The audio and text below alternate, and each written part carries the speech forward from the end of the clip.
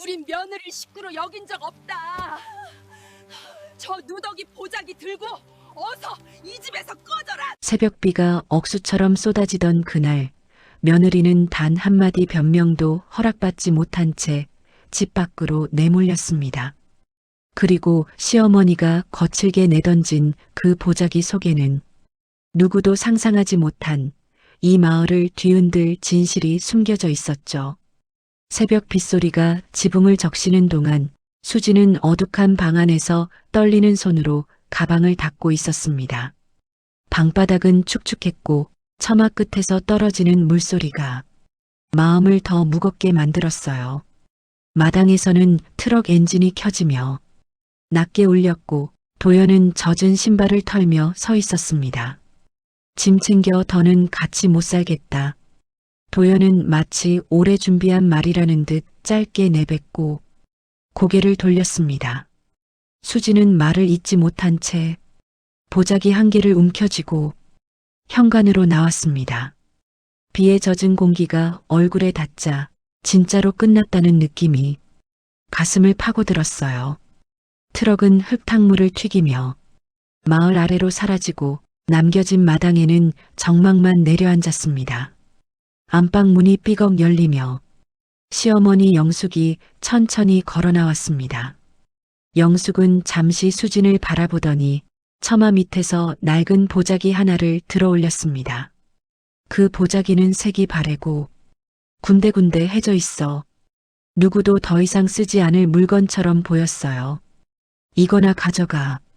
영숙은 시선을 피한 채 보자기를 수진 앞에 툭 떨어뜨렸습니다. 수진은 이유를 묻고 싶었지만 영숙은 이미 등을 돌려 안방으로 들어가 문을 닫았습니다. 닫힌 문 너머에는 숨죽인 기침 소리만 잠깐 들리다가 금세 조용해졌습니다. 두 개의 보자기를 품에 안은 수지는 더 머물 곳이 없다는 듯 천천히 대문을 나섰습니다. 비에 젖은 마을길은 질척였고 집집마다 닫힌 창문들만 줄지어 서 있었습니다. 지나가던 노인 둘이 수진을 힐끔 보고는 아무 말 없이 고개를 떨군 채 발걸음을 재촉했어요. 마을. 어기 버스 정류장에 도착하자 낡은 벤치와 기울어진 안내판만 적막하게 서 있었습니다. 수지는 젖은 손으로 시어머니가 던져준 보자기를 조심스레 펼쳤습니다. 그 안에서는 오래된 종이 냄새가 올라왔고 꺼내본 장부는 노랗게 색이 변해 있었습니다.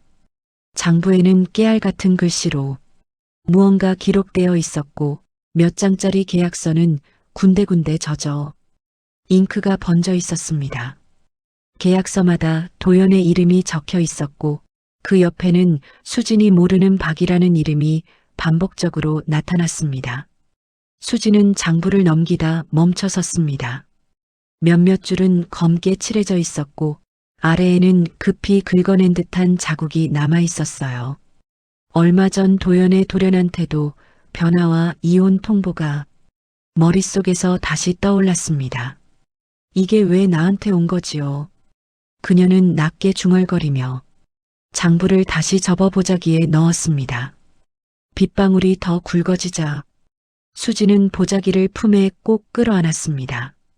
버스 시간은 멀었고 그녀는 이 문서들이 단순한 집안 문제가 아닌 것 같다는 불길한 느낌을 지울 수 없었습니다. 마을 전체가 자신에게서 어떤 내용을 숨기고 있는 듯한 기운이 조용히 퍼져갔습니다.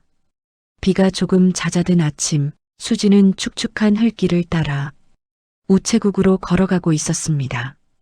밤새 제대로 쉬지 못한 탓에 다리는 무거웠지만 보자기 속 장부가 계속 마음을 흔들어 놓았어요. 우체국 앞 마당에는 빨랫줄이 바람에 흔들리고 자전거 몇 대가 아무렇게나 세워져 있었습니다. 문을 열자 잉크 냄새와 낡은 종이 냄새가 함께 섞여 은근히 퍼졌습니다. 민재는 창구에서 서류를 정리하다가 수진을 보자 놀란 듯 고개를 들었습니다. 저 이거 좀 봐줄 수 있을까요? 수진은 젖은 보자기에서 장부를 꺼내 조심스럽게 올려놓았습니다. 민재는 장부를 손바닥으로 눌러 펼치고 글씨를 따라가며 천천히 페이지를 넘겼습니다. 글씨는 오래된 붓펜 느낌이 있었고 숫자와 도장이 반복되어 있었어요. 민재는 멈춰 서류 한 장을 손가락으로 짚더니 눈썹을 살짝 찌푸렸습니다. 이건 예전에 마을에서 땅 사고 팔 때 쓰던 방식 같네요. 그는 조용히 말하고 몇 장을 더 대조하듯 들여다보았습니다. 장부에는 몇 년 전 날짜부터 최근 날짜까지 줄지어 있었고 특정 부분은 검은 선으로 지워져 있었습니다. 지워진 칸 아래에는 글씨가 조금 비쳐 누군가 급히 덮어버린 것이 분명해 보였어요. 민재는 지워진 줄의 옆칸에서 도연 이름을 발견하고 잠시 말을 멈췄습니다. 그 옆에는 박씨 성을 가진 사람이 반복적으로 등장해 있었습니다. 수지는 그 이름을 보자 마음이 묘하게 얼어붙는 느낌이 들었습니다. 민재는 문서 뒷장을 넘기다 붉은 도장이 찍힌 계약서 묶음에서 이상한 흐름을 발견했습니다. 금액이 터무니없이 낮거나 높아 정상 거래로 보기 어려운 흔적이 있었어요. 수지는 설명을 들으며 손끝이 차가워지는 걸 느꼈습니다. 문서가 단순한 집안 서류가 아니라는 사실이 더 확실해졌습니다. 밖에서는 우체국을 지나던 부녀의 아줌마들이 작은 목소리로 이야기하며 지나갔습니다. 그들은 수진을 힐끔 보고는 바로 말을 멈추고 다른 길로 걸음을 틀었습니다. 수진은 자신이 이미 마을에서 이상한 눈길을 받고 있다는 것을 느꼈습니다. 민재는 장부를 덮으며 깊은 숨을 내쉬었습니다. 수진 씨, 이거 혼자 갖고 있기에는 위험할 수도 있어요. 그 말은 가볍지 않았고 수진의 마음은 더 무겁게 가라앉았습니다. 창밖에서는 비가 다시 굵어지며 기와 지붕을 두드렸습니다. 수진은 장부를 보자기에 감싸 품에 안고 앞으로 무엇을 해야 할지 머릿속에 선명하게 떠올리기 시작했습니다. 수진은 장부를 품에 안고 시댁으로 다시 향했습니다. 비가 그쳤지만 공기에는 습기가 남아 있었고 마당에는 밤새 내린 비로 무릉덩이가 군데군데 고였어요.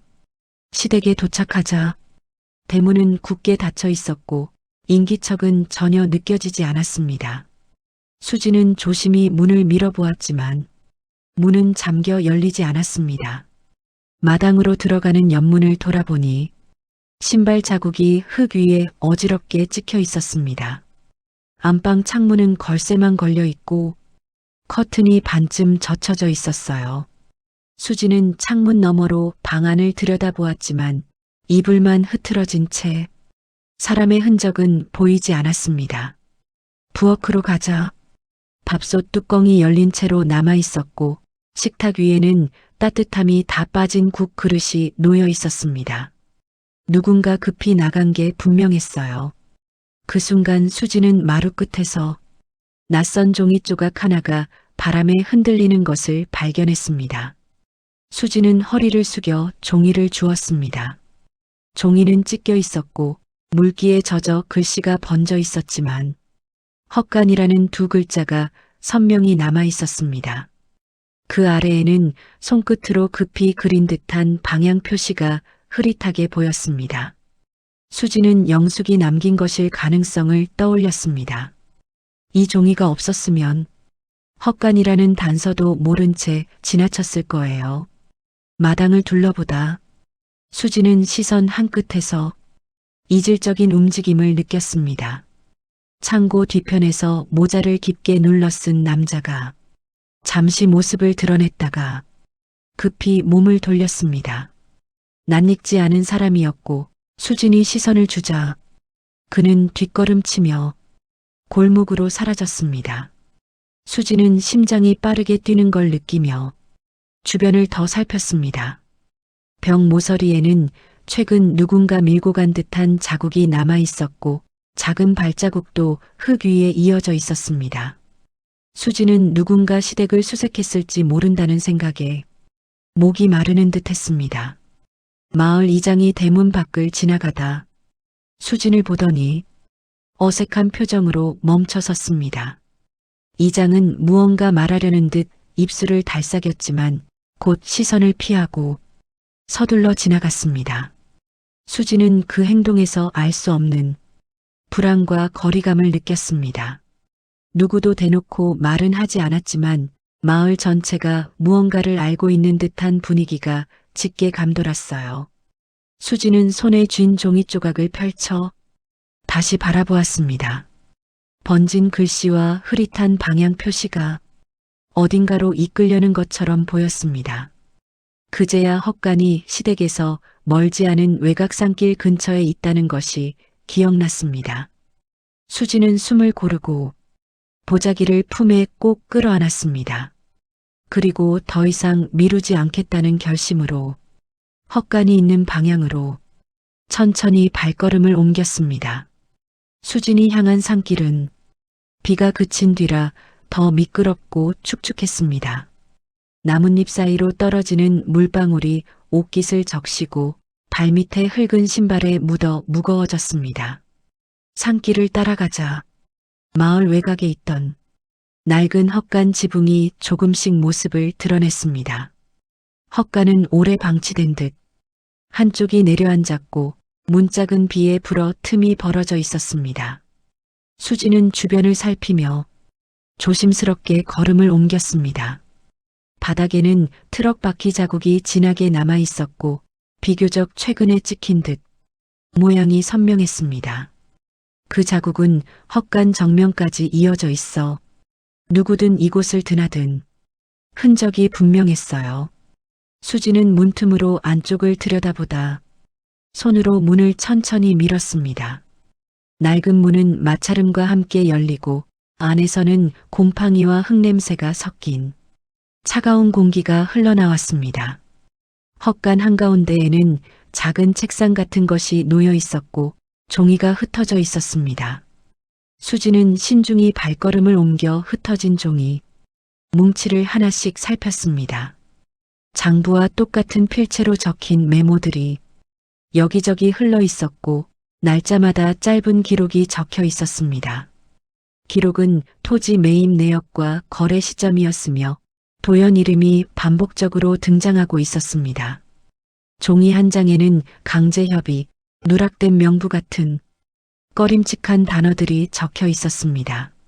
수지는 손끝이 차가워지는 것을 느끼며 기록들을 가슴 쪽으로 끌어당겼습니다. 책상 아래에서는 접어둔 종이 묶음 하나가 발견되었습니다.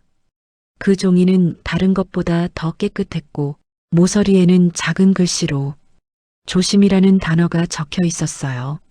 종이를 펼치자 영숙의 필체가 보였습니다.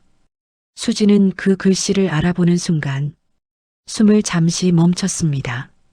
영숙은 장부 내용을 알고 있었을 뿐 아니라 기록을 직접 이어가고 있었던 것입니다. 헛간 창문 사이로 들어온 빛이 종이에 비치며 글자를 또렷하게 만들었습니다. 거기에는 도연과 박 씨가 오랫동안 거래를 이어왔다는 정황이 자세히 적혀 있었어요. 특히 최근 날짜 옆에는 도연이 무리하게 밀어붙임이라는 문장이 적혀 있었습니다. 수지는 그 문장을 보며 남편이 왜 갑자기 자신을 내쫓았는지 이유를 짐작하게 됐습니다. 더는 방관할 수 없는 상황이라는 생각이 천천히 자리 잡았습니다. 그때 헛간 바깥에서 마른 가지가 밟히는 소리가 들렸습니다. 누군가 접근하는 것처럼 느린 발걸음이 문 앞에서 멈췄습니다. 수지는 종이를 재빨리 품에 감추고 책상 옆으로 몸을 웅크렸습니다. 문이 삐걱 열리며 어두운 그림자가 안으로 드리웠습니다. 수지는 고개를 살짝 들어 그 얼굴을 확인하는 순간 숨을 크게 들이마셨습니다. 그곳에 서 있던 사람은 다름 아닌 도연이었습니다. 도연은 헛간 안으로 들어서자마자 주변을 둘러보며 바닥에 흩어진 종이들을 빠르게 훑었습니다. 비에 젖은 흙이 그의 발자국마다 묻어나며 거칠게 찍혔고 긴장한 듯 숨소리가 짧게 끊어졌습니다.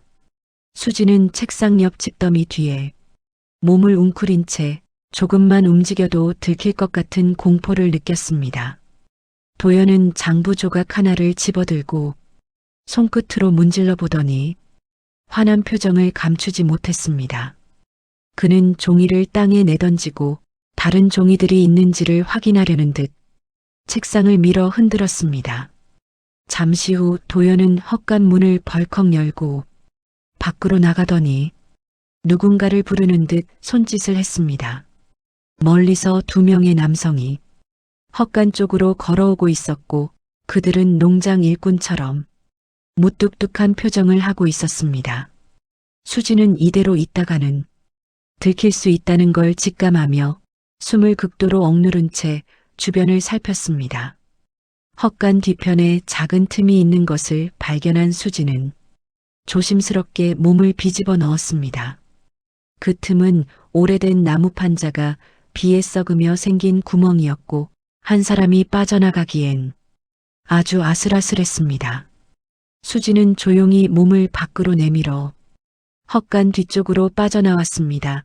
바람에 젖은 풀들이 허벅지에 스치며 차갑게 흔들렸고 산비탈 아래로 이어진 좁은 길이 눈에 들어왔습니다. 그 길 끝에서 민재가 놀란 표정으로 서 있었고 손에는 우비 대신 작은 가방만 들고 있었습니다. 수지는 급히 다가가 품속에서 장부 뭉치를 꺼내 민재에게 보여주었습니다.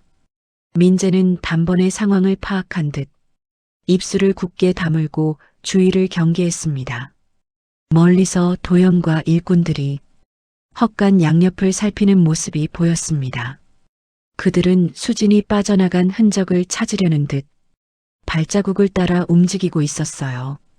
민재는 수진에게 이대로 산길 아래로 더 가면 들킬 위험이 크다고 말하며 다른 방향을 가리켰습니다.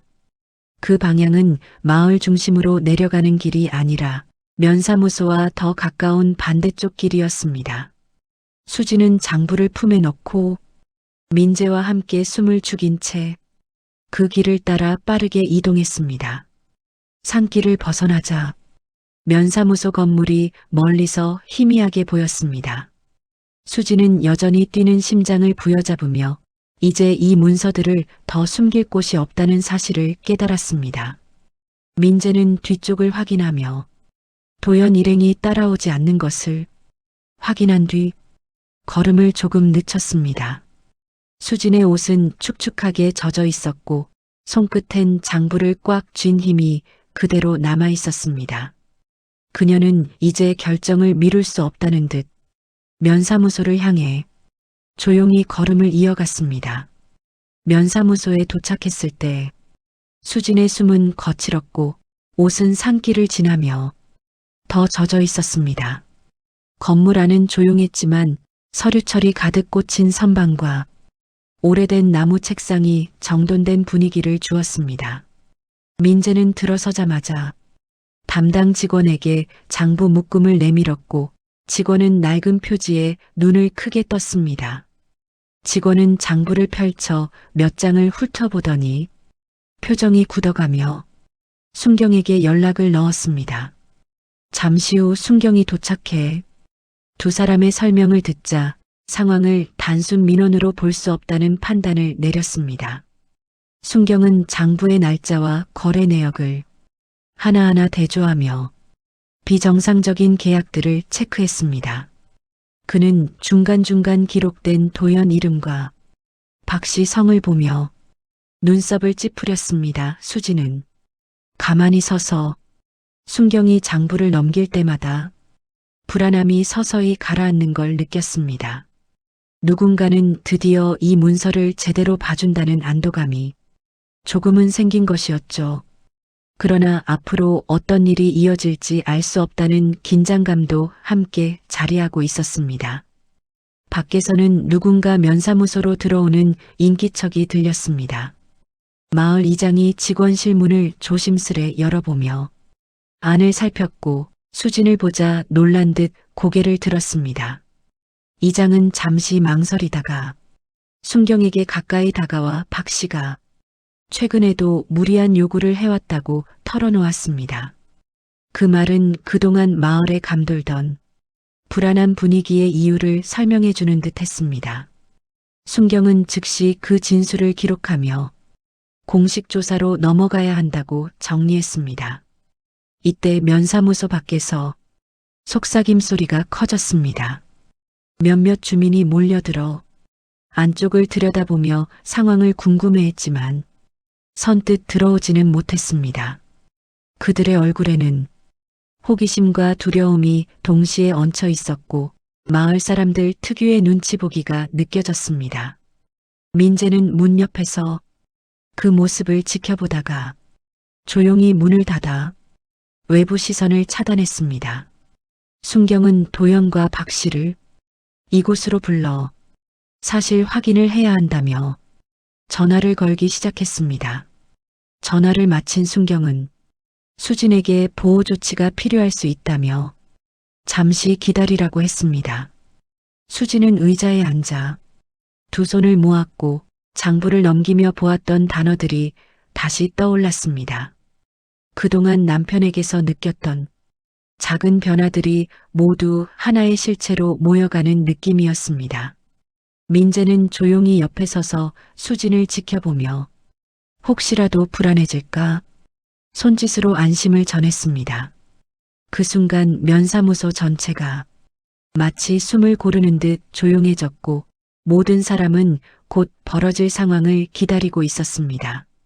수진이 면사무소 안에서 긴장된 자세로 앉아 있을 때 바깥에서 트럭 소리가 크게 울렸습니다. 잠시 후 도연이 급한 걸음으로 문을 밀고 들어왔고 그의 얼굴에는 불안과 초조함이 그대로 묻어 있었습니다. 뒤이어 박 씨가 천천히 들어왔는데 그는 주변을 둘러보며 상황을 파악하려는 듯 느릿한 움직임을 보였습니다. 순경은 두 사람을 서로 떨어진 자리에 앉히고 장부와 계약서, 사본을 책상 위에 펼쳐 보였습니다. 도연은 처음엔 장부를 못 본 척했지만 자신의 이름이 반복되는 페이지에서 시선을 떼지 못했습니다. 박 씨는 장부를 한눈에 보더니 표정이 단단히 굳었고 자신과 관계없다는 손짓을 계속했습니다.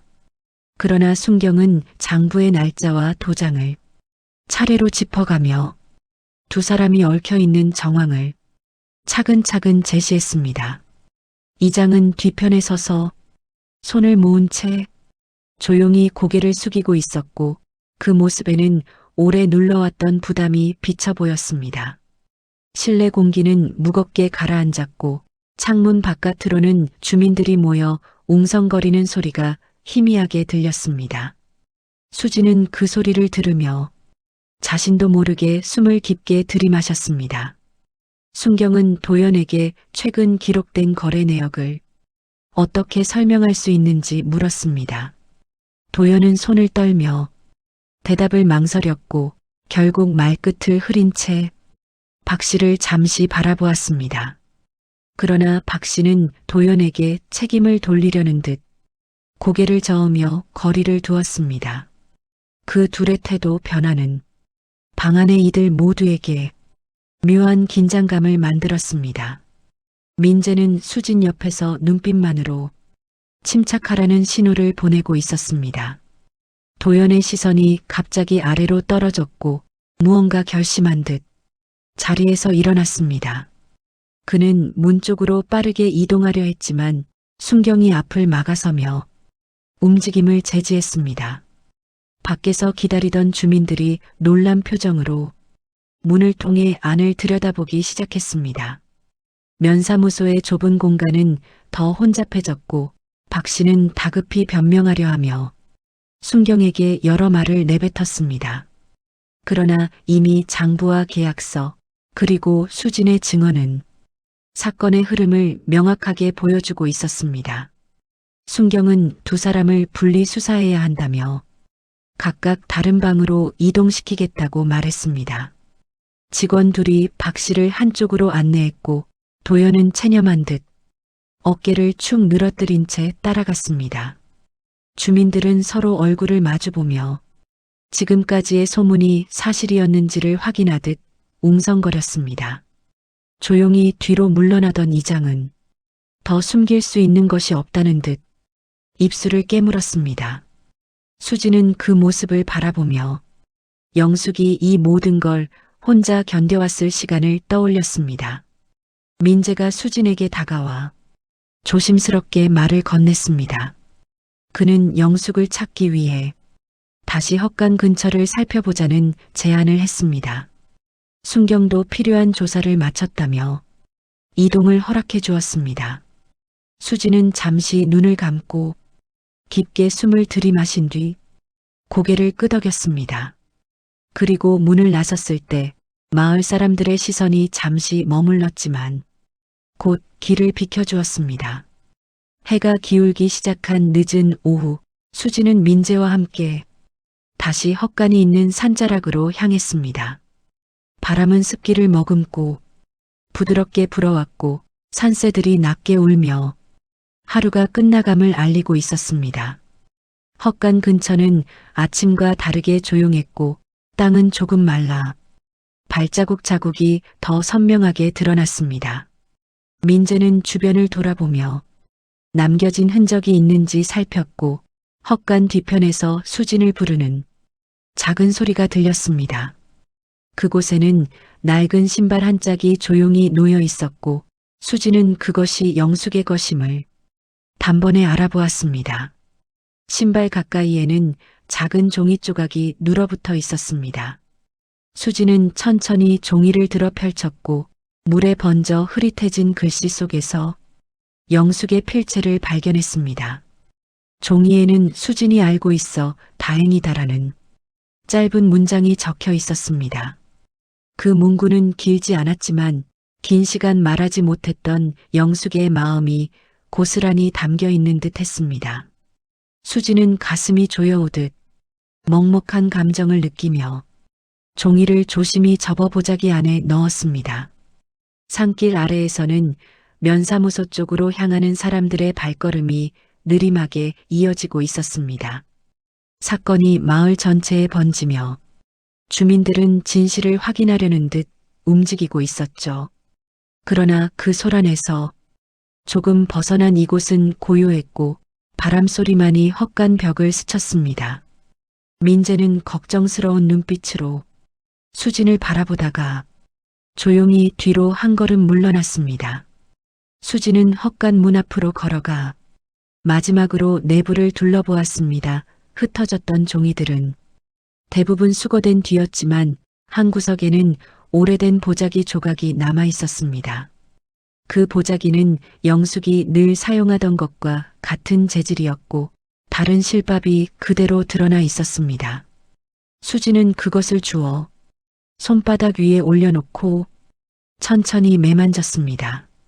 그 순간 지난 시간 동안 영숙이 겪었을 두려움과 선택이 또렷이 떠올랐습니다.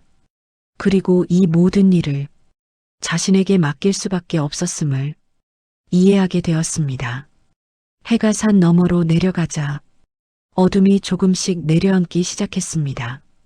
민재는 버스 정류장까지 함께 가겠다고 말하며 길을 가리켰습니다.